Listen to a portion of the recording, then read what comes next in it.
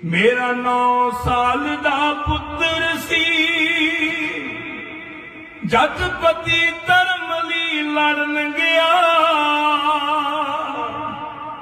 ओ दिल्ली शहर दिया राहां सी, हिंद धर्म दी रखिया करन गया। जद तकिया सीस ना अखियां ने, जद तकिया सीस ना अखियां ने,